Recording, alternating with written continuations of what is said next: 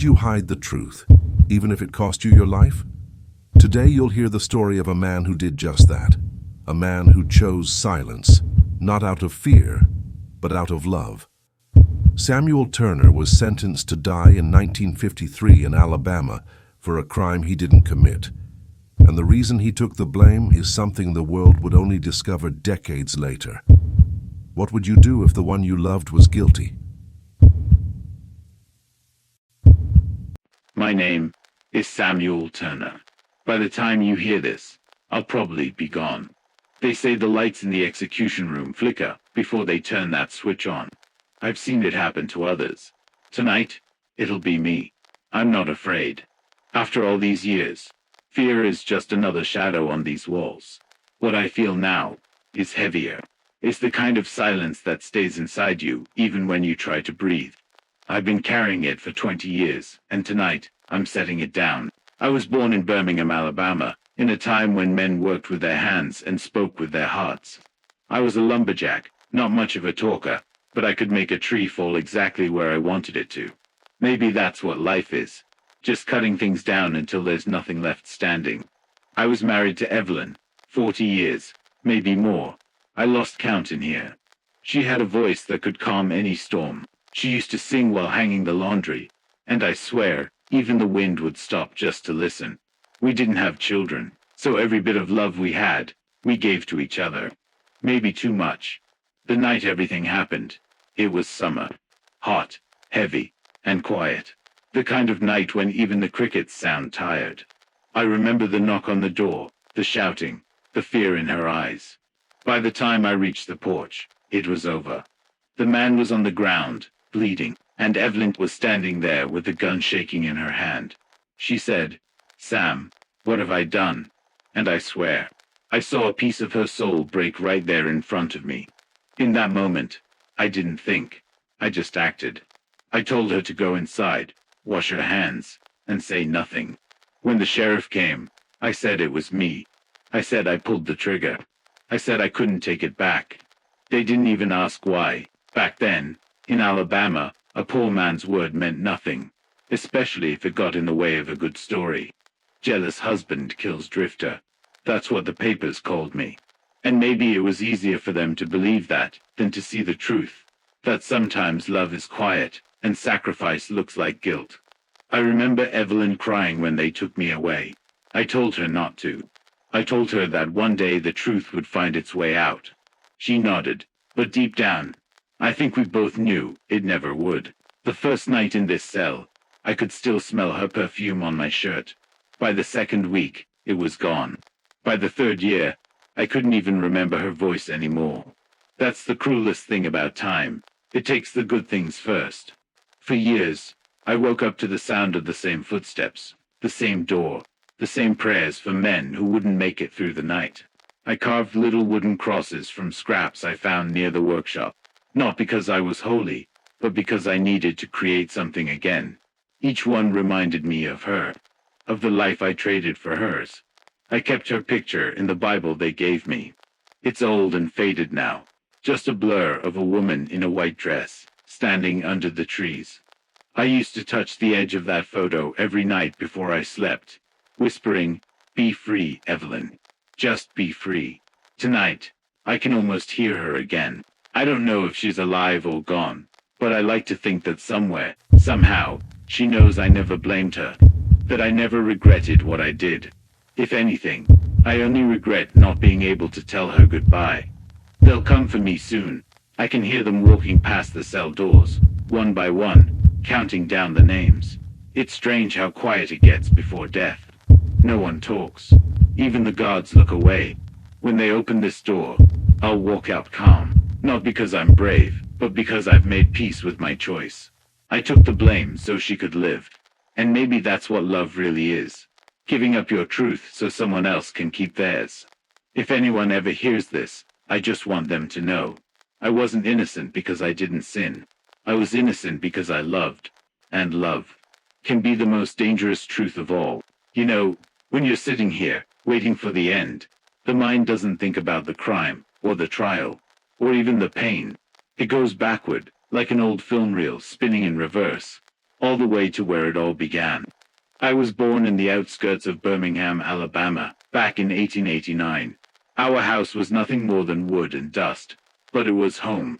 My father, Caleb Turner, was a quiet man, worked at the mill by day, prayed by night. He had hands so rough they could cut rope, but when he held my shoulder, it felt like safety. My mother, Ruth, was gentle, the kind of woman who spoke softly, even when the world wasn't kind. She taught me that silence was not weakness. She said, "Samuel, some truths don't need to be shouted. They just need to be carried." We didn't have much, maybe a loaf of cornbread, a jug of milk, and faith to fill the rest. But we had each other. And in those days, that was enough. I remember the smell of pine trees after rain. That's what my childhood smelled like: wood, sweat, and forgiveness. My father used to take me into the forest on Sundays, saying, "Trees are like people, son. Some grow straight, some bend, and some break. But they all reach for the light." I never forgot that. Maybe that's why I became a lumberjack. It felt like I was carrying on something sacred. We didn't have money for school past the basics, so I learned what I could from life. By 12, I was already helping my father with the saw. By 16, I was working full-time. And by 18, I could take down a tree faster than most men twice my age. But the work, it wasn't just labor. It was rhythm. It was peace. It was a conversation between me and the earth. In the evenings, the men at the mill would talk about politics, about war, about things too far away to matter to folks like us. But I never cared for that. I just wanted a simple life, a roof, a wife, a fire to come home to. And somehow, I got all three. When I first met Evelyn, I was 23. She was the daughter of a preacher, soft-spoken, with eyes the color of ash after rain. I remember the first thing she said to me: "You have kind eyes, Mr. Turner." No one had ever said that before. Maybe that's when I decided she was the one. We married in the little white church by the river. It wasn't much, just a few candles and a borrowed suit. But I remember thinking it was the most beautiful thing I'd ever seen. When I said I do, I didn't just mean marriage. I meant I'd carry her burdens, her fears, her mistakes, everything. And I did, all the way to this cell. Life was never easy, but it was honest. We worked hard, we prayed harder. There were nights when the wind would tear through the house like a ghost, and I'd hold her close, telling her everything would be all right, even when I wasn't sure. She used to say, "Samuel, your silence speaks louder than any promise." She was right. I wasn't good with words, but I kept every promise I ever made, even the ones that broke me. When my parents passed, I buried them myself, under the same oak tree where my father taught me to swing an axe. I remember standing there, thinking how strange life is, how we come from the ground, and, one way or another, we always go back to it. That thought stayed with me through the years. And tonight, it feels closer than ever. You know, they say when a man dies, he sees his whole life flash before his eyes. But for me, it isn't flashes. It's sounds.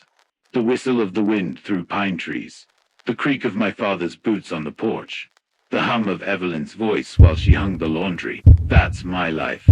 That's what I'll carry when they take me from here. People think that a man on death row dreams of freedom. They're wrong. What we dream of is home, the kind we can't go back to. I keep seeing that little cabin, the smell of fresh-cut wood, my mother's laughter echoing through the fields. It's strange. After everything I've seen, all I want now is to go back to that boy, the one who believed the world was fair, the one who thought love could fix anything. But love doesn't fix. It breaks and rebuilds and breaks again, until all that's left is truth. And my truth is simple. I was born with nothing. I lived with love, and I'll die with peace. If there's a heaven, I hope it looks like home. A small house, a table for two, and the sound of Evelyn humming somewhere in the distance. That would be enough for me. If I close my eyes now, I can still see it. The life I had before everything fell apart. The mornings smelled like pine and coffee, and the sun always slipped through the cracks in the old wooden shutters, painting lines of gold on the floor. Back then, I thought that kind of light would last forever. I was wrong. Evelyn and I lived in a small cabin near the woods, about 3 miles from town. It wasn't much, just 2 rooms, a stove that smoked too much, and a roof that complained every time it rained. But it was ours. It was the only place in the world where I felt like I belonged. Every morning, I'd wake up before dawn, lace up my boots, and head out with my axe over my shoulder. The forest was my cathedral.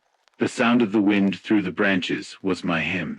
I knew every tree by the sound it made before it fell. The long moan of an oak, the soft cry of a pine, the quick snap of cedar. Each one had its own soul, and I respected every one I cut down. Evelyn would pack my lunch, a piece of bread, a jar of jam, and sometimes a slice of apple pie if we had enough sugar that week. I remember how she'd wave from the porch as I walked away, her hair catching the morning light. Even now, I can see that image clearer than anything else. Her silhouette against the sunrise, the woman I loved more than life itself.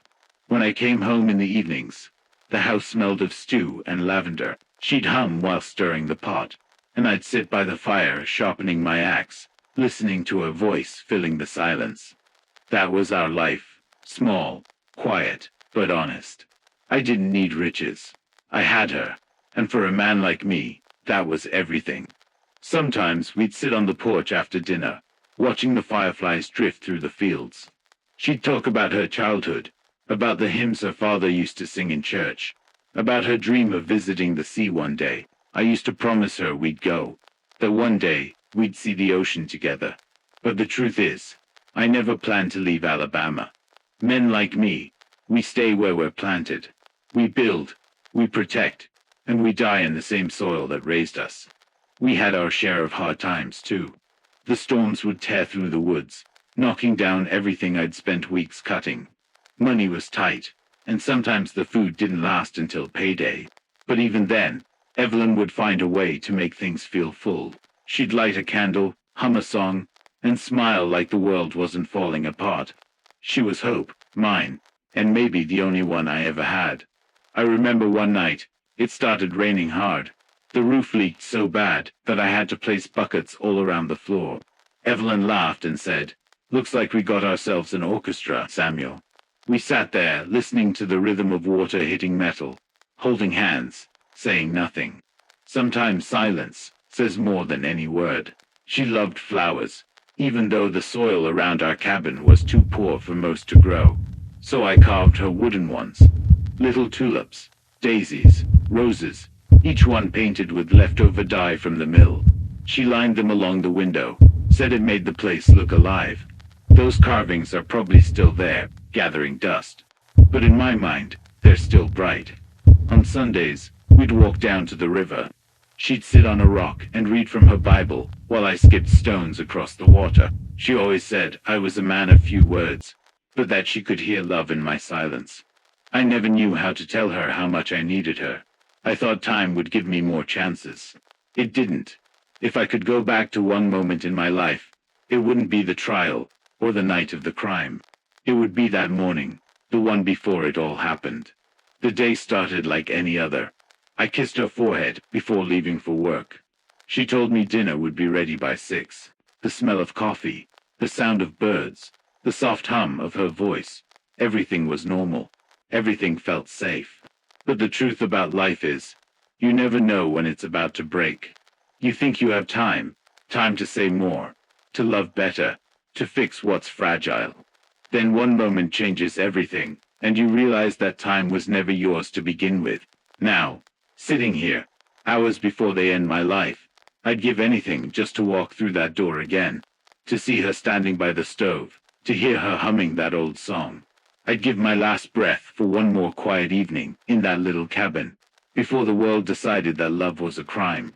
I remember that night better than any other, not because I want to, but because it never stopped playing in my head. For 20 years, I've tried to forget it, but it's like a song that keeps playing even after the music stops. That sound, the sound of that gunshot, never left me. It was late July, 1953. The air was thick and heavy, the kind of heat that made it hard to breathe. I'd spent the whole day in the woods, cutting oak, and by the time I got home, my hands were blistered, and my shirt soaked through with sweat. Evelyn had dinner ready, just like she always did. Beef stew, cornbread, and sweet tea. Simple things. The kind that make a man feel whole again. She looked nervous that night.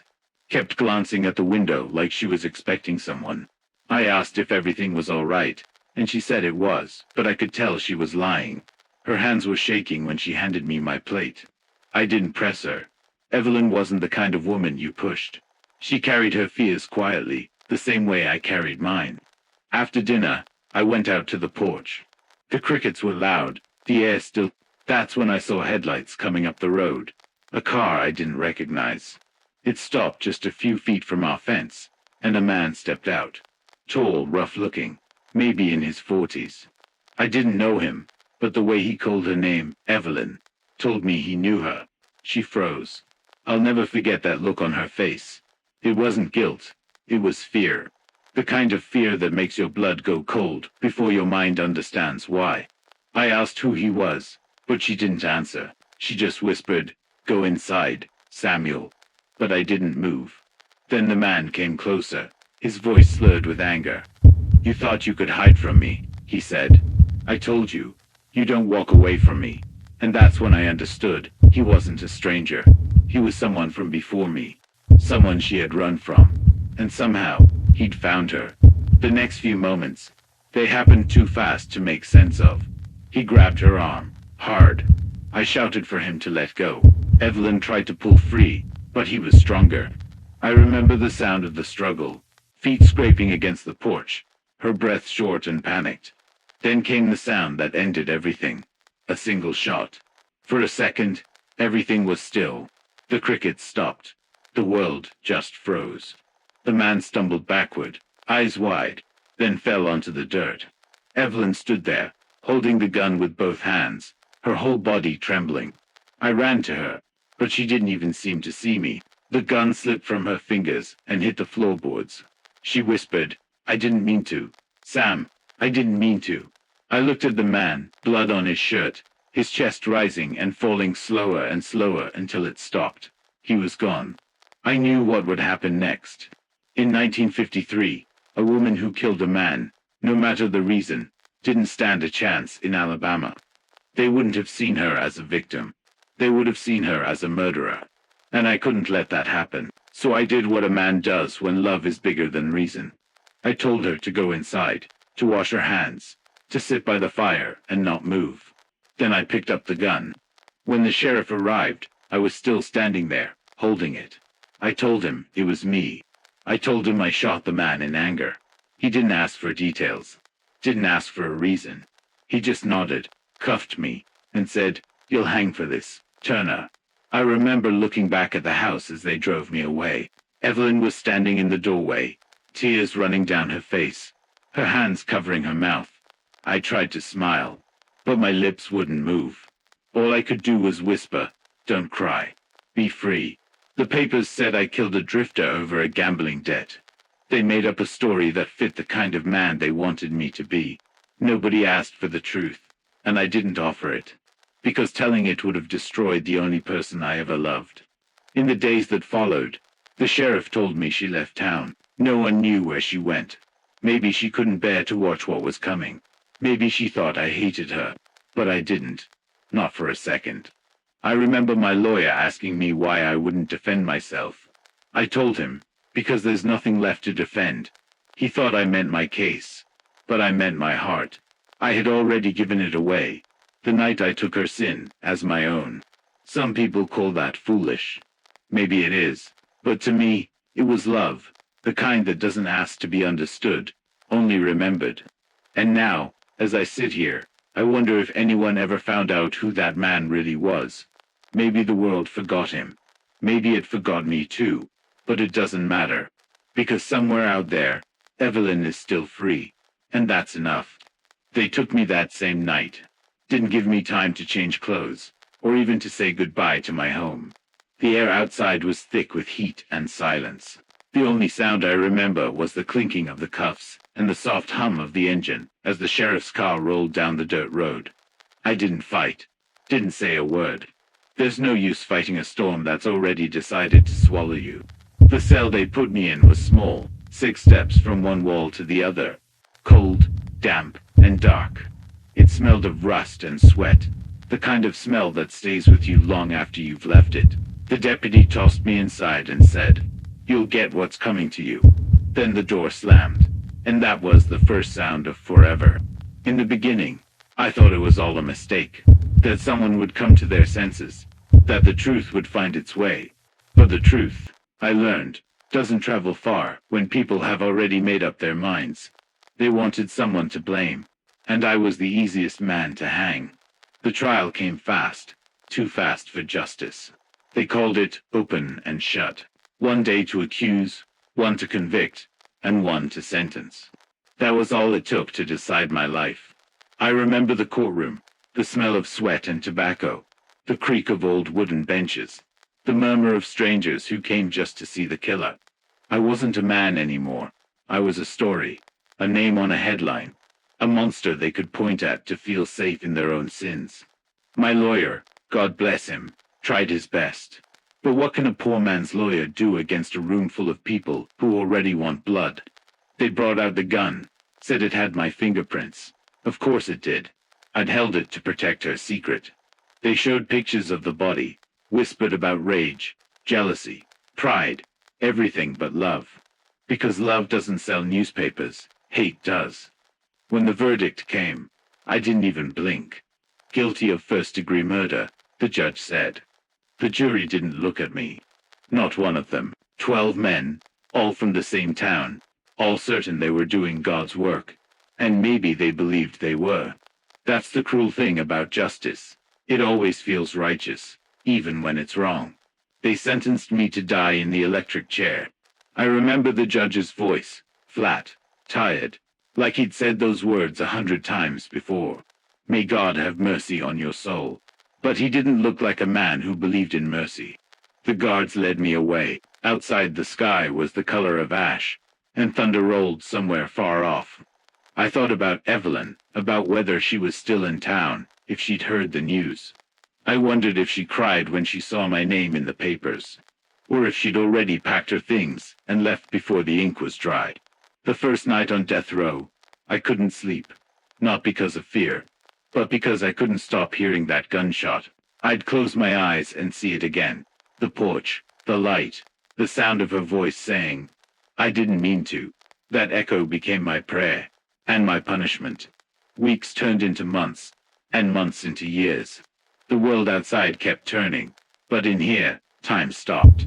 I wrote letters I never sent to Evelyn, to the governor, to anyone who might care, but no one ever wrote back.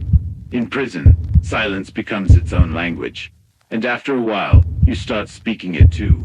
There were other men here, some guilty, some not. We all looked the same once the lights went out. Some cried, some prayed, some screamed. I just sat there, carving small crosses from scraps of wood, trying to make sense of why love had led me here. Every now and then, a priest would visit. He'd say, "Confession can free your soul, son, but how do you confess to something you didn't do?" I told him, "Father, my soul isn't dirty, just tired." He didn't have an answer for that. Years passed, my hair turned gray, my hands started to shake, but the memory of that night never faded, and neither did my promise to protect her, even when it cost me everything. People ask what injustice feels like. It's not anger, it's emptiness. It's the sound of a door closing behind you, and knowing it won't ever open again. It's hearing the world go on without you. Laughter, rain, thunder, and realizing you don't belong to it anymore. Sometimes, at night, I'd whisper her name into the dark, Evelyn, just to hear it one more time. And I'd think, maybe, just maybe, that somewhere she was whispering mine too. They say tomorrow will be my last sunrise. Funny thing is, I haven't seen the sun in years. Maybe when the light hits me one last time, it'll carry me home. And maybe, just maybe, that'll be justice enough. They say prison only breaks the man inside it. That's not true. It breaks everyone who ever loved him too. After the verdict, word spread fast through Birmingham. The name Samuel Turner was on every corner, printed in cheap ink on the morning paper. Local man confesses to cold-blooded murder. No one wanted to hear that there was more to the story. People like simple tales, heroes and villains. And I was the villain that week. My brother John came to see me once. Just once. He was younger than me. Always the smart one. The one who got away from the woods. Who found work in town. When they let him into the cell, he didn't speak at first. He just stood there, staring. Then he said, "Tell me it's not true, Sam." I wanted to tell him everything about Evelyn. About that night. About the truth that burned in my chest. But I couldn't. I'd promised myself I'd carry it alone. So I just said, "It's true enough." He looked at me like I was already gone. Then he shook his head, tears in his eyes, and said, "Mama would have died from shame if she was still here." That hurt more than the sentence itself. Because he wasn't angry. He was disappointed. And disappointment cuts deeper than hate. He didn't come back after that. I can't blame him. It's hard to love a ghost when the world tells you he deserves to die. As for the rest of the family, well, there wasn't much left. My parents were long buried under the oak tree. No cousins came. No neighbors visited. The Turners became a name people whispered, not spoke. They stopped saying Samuel the woodcutter and started saying Samuel the killer. That's how a lie grows roots. Not in courtrooms, but in kitchens, in church pews, in the quiet judgment of people who never even met you. The first Christmas in here was the hardest. The warden let us have one candle each. I remember sitting on the floor, watching the flame dance, and thinking of the cabin, of the way Evelyn used to hum while decorating a small pine branch we called a tree. It wasn't the gifts or the food I missed. It was the sound of belonging. Once, years later, a letter arrived. No name, no return address, just a few words written in shaky handwriting. "I hope you find peace someday. You deserved better." I never knew if it was from Evelyn, or John, or someone who still remembered me kindly. But I kept that piece of paper tucked inside my Bible for years, until the ink began to fade. Sometimes, the guards would talk among themselves. They said my wife had moved north. Maybe Kentucky, maybe Tennessee. That she changed her name and started over. I hope that's true. I like to think she built a new life, one that didn't smell of blood and sorrow. Maybe she even found forgiveness, because I never blamed her, not once. I used to wonder if she ever told anyone about me. If she ever said, "There was a man who loved me so much, he died for my mistake." Maybe not. Maybe she buried that truth as deep as I buried mine. But I'd like to think that somewhere, in some quiet church, she still lights a candle for me when no one's watching. The gods here don't understand what family means when you've lost everything. To them, family is Sunday dinners and laughter. To me, it's a memory, fragile, fading, but still alive somewhere inside the cracks of who I used to be. Sometimes, when I lie awake at night, I talk to them, to my parents, to John, to Evelyn. I tell them I'm sorry, not for what I did, but for the pain it caused, for the silence it left behind. And if there's any grace left in this world, I hope they can feel it wherever they are. Because the hardest part of dying isn't leaving life behind. It's leaving love behind. The years here don't pass. They wear you down. Time isn't something that moves forward. It grinds you away slowly, like fine sandpaper against the soul, day after day, until all that's left is a dull surface where your reflection used to be. At first, I used to count the days carving lines on the wall, one for morning, one for night. But I soon learned that calendars don't exist here. Time is made of routines. 5 o'clock, the key starts singing down the corridor. 6, thin coffee, bitter and gray. 8, the echo of boots. Noon silence, settling like dust. In the afternoon, someone prays. At night, someone cries. And sometimes, everyone holds their breath when the guard stops at a man's cell and whispers, "It's tomorrow." You can always tell when it's someone's tomorrow. The air changes heavier, almost still. The men become gentler, like boys tidying up their toys before leaving home. Some write letters that will never be mailed. Others return borrowed faith to the chaplain, hoping it might save another soul. Me, I carve tiny wooden crosses, small enough to fit inside a man's hand. I leave them on the bunks of those who go, as if lighting a candle in a wind that respects nothing. I've learned to measure seasons without ever seeing the sky. Summer arrives with the sweet smell of sweat soaking into concrete. Autumn creaks through my bones. Winter shortens the words, as if the cold freezes language itself. And spring only exists on the radio, when the songs change and talk about flowers I haven't touched in decades. The voices have changed too. Mulberry, who swore he was innocent and dreamed of his mother, took his tomorrow with a psalm on his lips.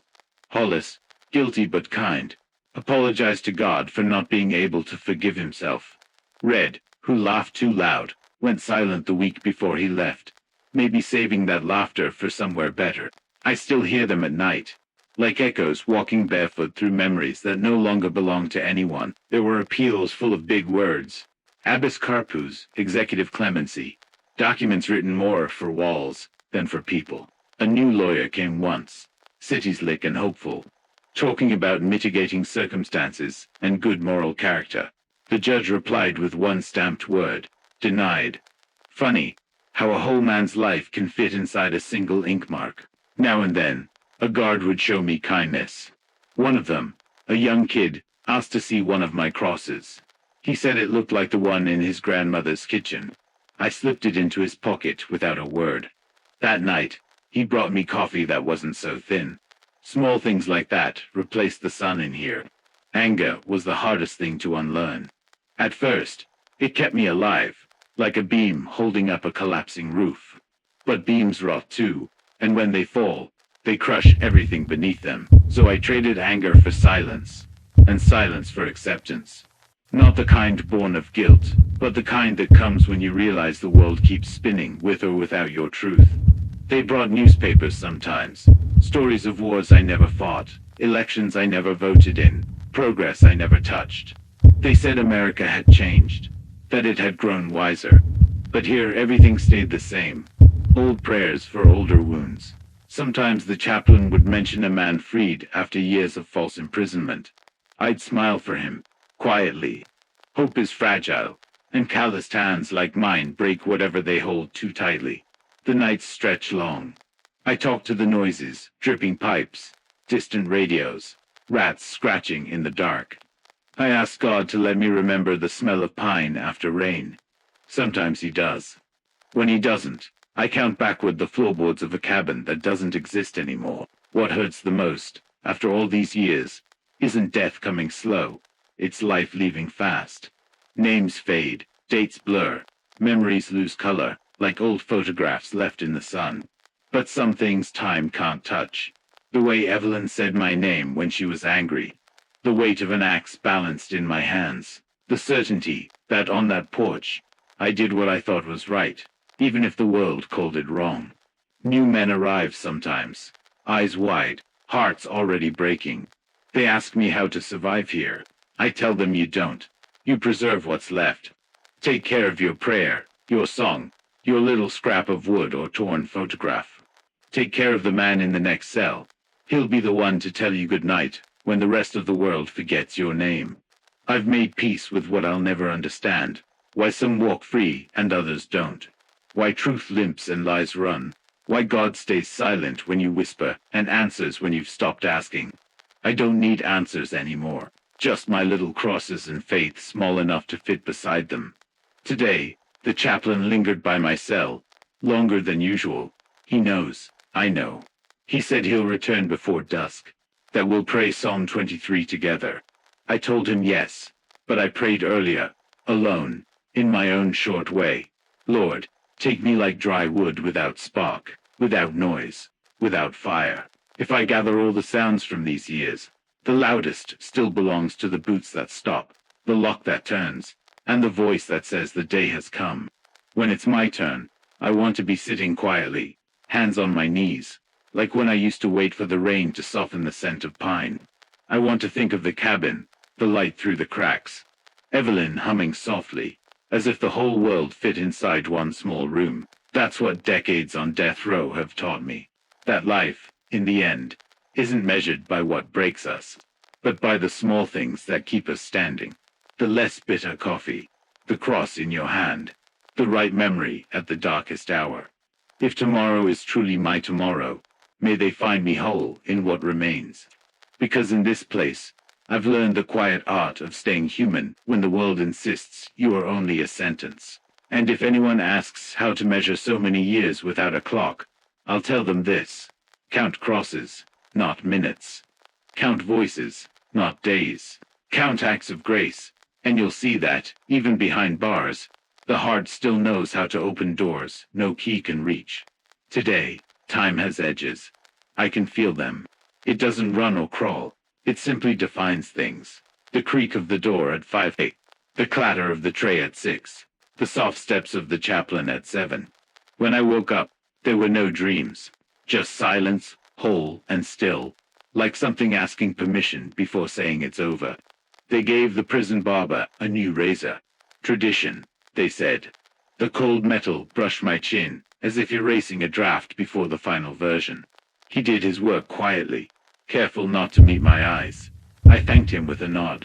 He pretended not to care, but I saw his hand tremble when he wiped the blade.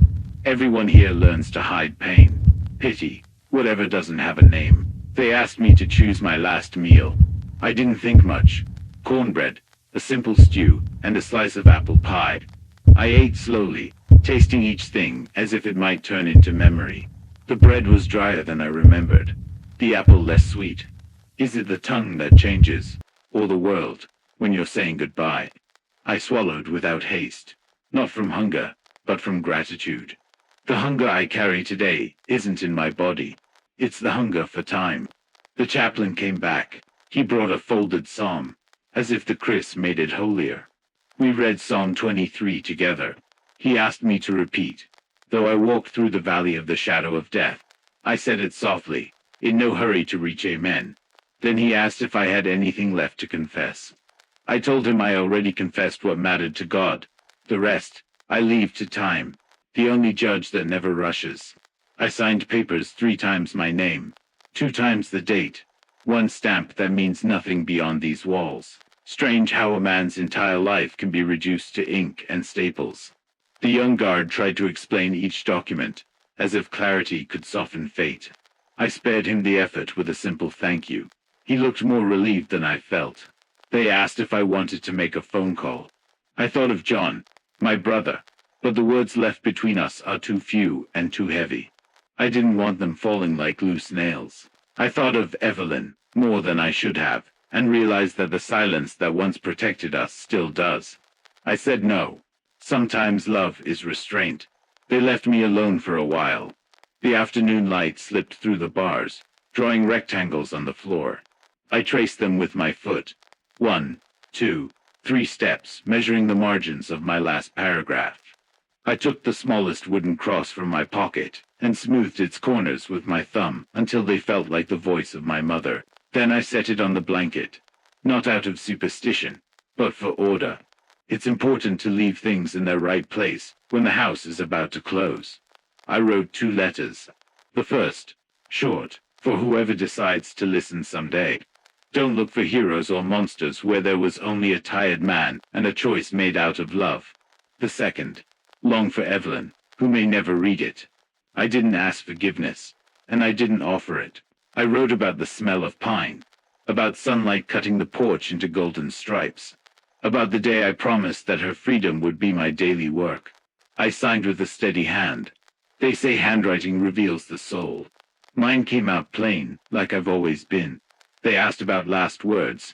I smiled and asked for time. Not to think my thoughts have been ready for years, but to fold each sentence neatly, like packing for a long trip, with only room for what matters. I want to leave 3 things behind.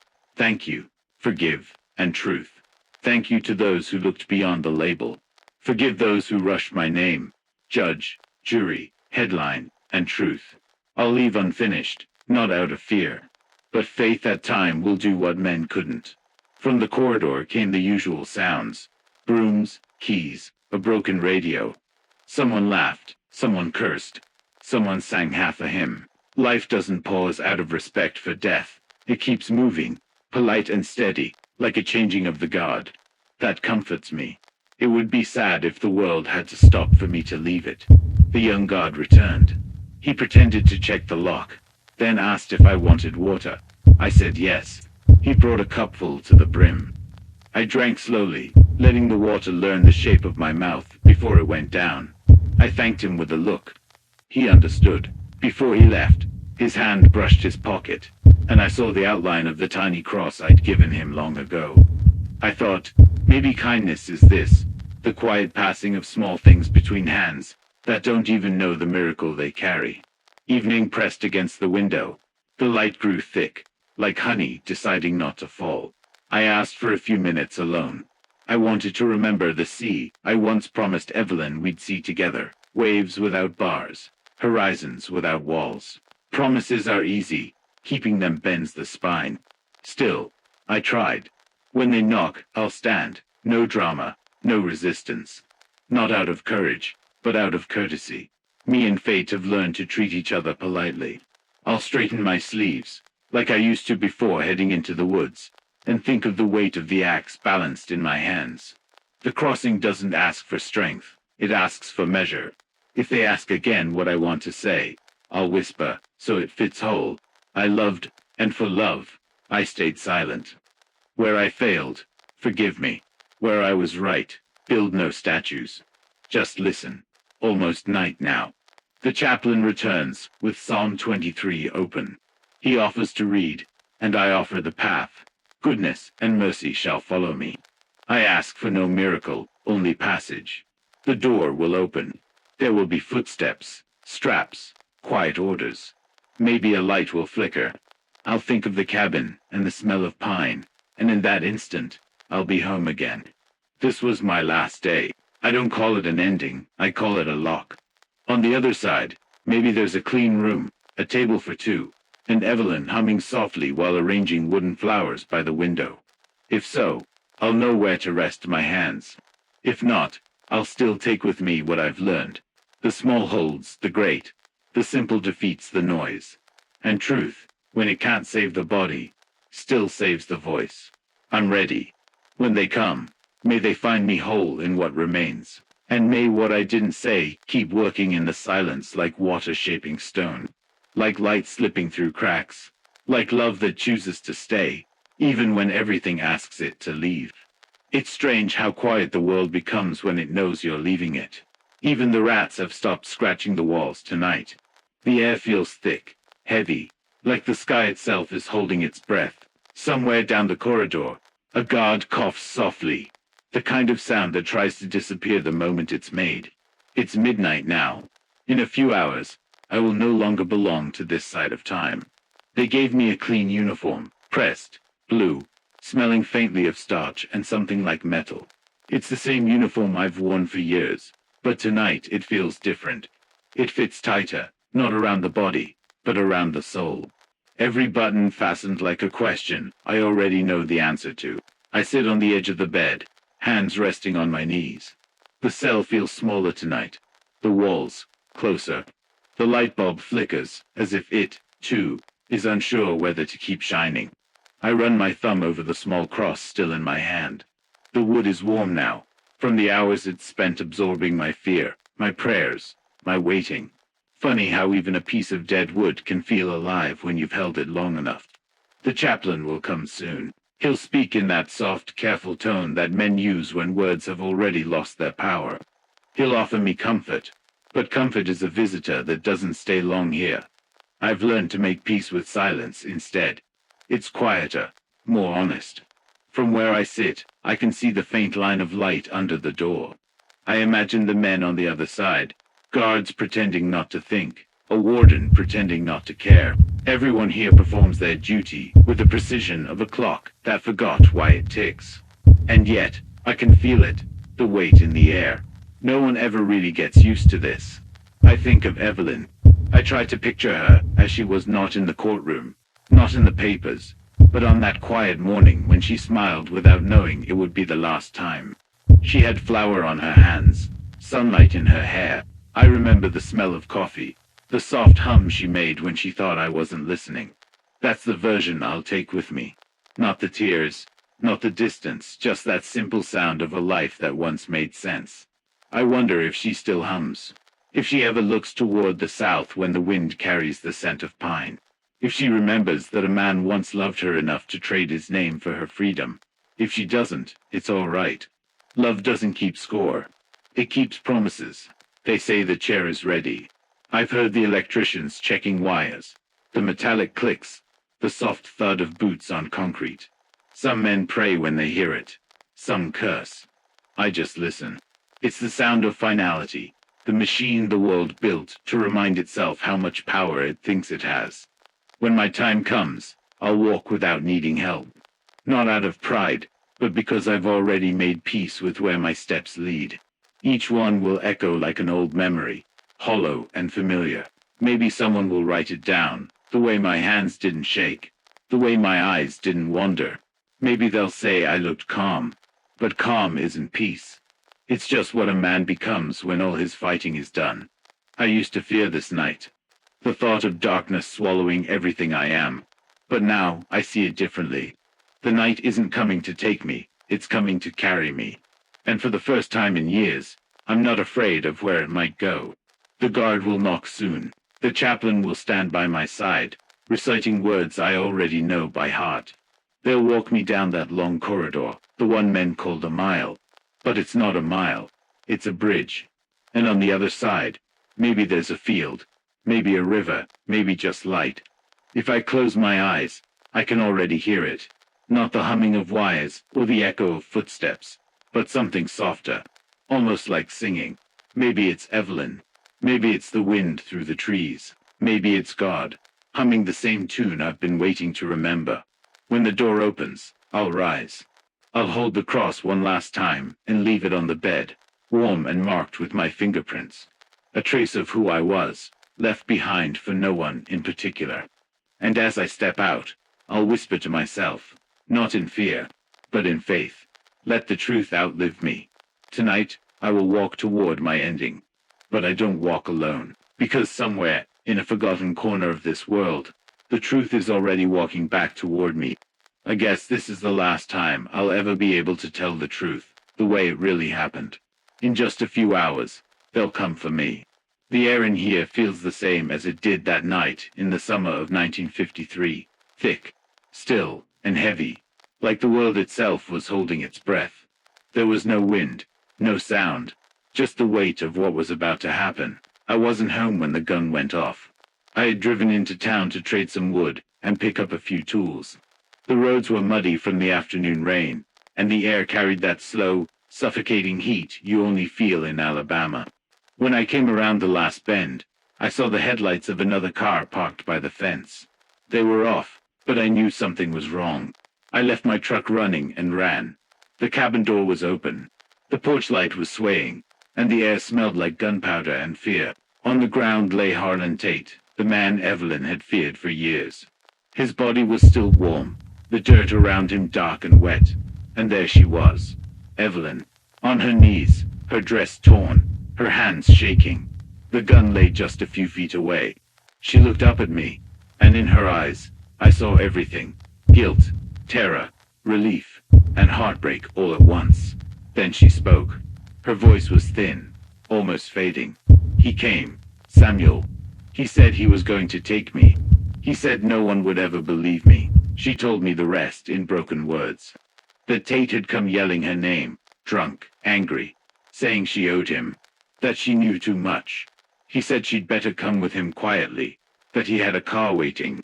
She tried to shut the door, but he forced his way in. He grabbed her arm, shoved her against the wall, and said she was coming with him, whether she liked it or not. When she struggled, he hit her, and when she screamed, he told her that if she said one word, he'd make sure she disappeared for good.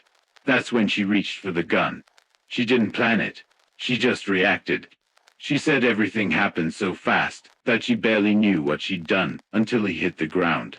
She stood there, frozen, staring at his body, and said, "I didn't want to, Samuel. I swear I didn't want to. But he was going to take me." And I believed her, because I knew what kind of man Harlan Tate was. I'd seen his kind 100 times. The ones the world calls gentlemen in public, but who wear evil like a second skin. And I knew what this place, this 1953 Alabama, would do to a woman like Evelyn if they found her standing over a dead man. They wouldn't ask for her side. They wouldn't hear her pain. They'd only see her sin. So I made a choice. A simple one, really. I picked up the gun, wiped the dirt from her hands, and said quietly, "Go inside, Evelyn." She cried, begged me not to do it, said she couldn't live knowing I'd take the blame. But I told her, "You have to live. I've lived enough for both of us." Minutes later, the sheriff's headlights came crawling down the dirt road. I stood on the porch, gun in hand, waiting. When he asked what had happened, I looked him in the eye and said, "It was me." He didn't ask why. They never do. Some say I'm dying for a lie, but it wasn't a lie. It was protection. Evelyn didn't shoot out of hate. She shot out of fear. Fear of a man who tried to take everything she had left. And I took her place because I knew this world would never let her explain. Not here, not then. They'll call me a murderer when this is over. But I know what I am. A husband who chose to die so the woman he loved could live. That's not a confession. That's love. My name is Samuel Turner, from Birmingham, Alabama. I worked with my hands. I lived an honest life, and I took the blame so she could keep breathing. If you're listening to this, remember one thing. Evelyn didn't kill for anger. She killed because she was afraid. And I took her fear and made it mine. And these were my last words. The recording ended just as the guards came for him. Outside, the air was still heavy, the same southern heat that had followed Samuel Turner all his life. They say the morning was quiet when the switch was pulled, quieter than most. And maybe that's how he would have wanted it. For 20 years, he never spoke a word about what really happened that night. He carried the blame, the silence, and the name of a murderer, all so that one woman could live free. To most, it was a simple story of crime and punishment, but for those who listen closely, it's something else entirely.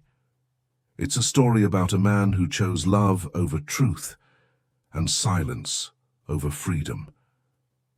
Evelyn was never tried, never questioned again, not because the world believed in her innocence, but because the man who loved her had already paid the price. Some say she left Alabama and never looked back. Others say she wrote him letters that were never delivered. No one really knows. But Samuel Turner's last words remain, echoing across decades, reminding us of the cost of love in a world that rarely understands it, because love isn't always soft. Sometimes it bleeds, sometimes it confesses, and sometimes it dies so another can live. What would you do if love demanded silence?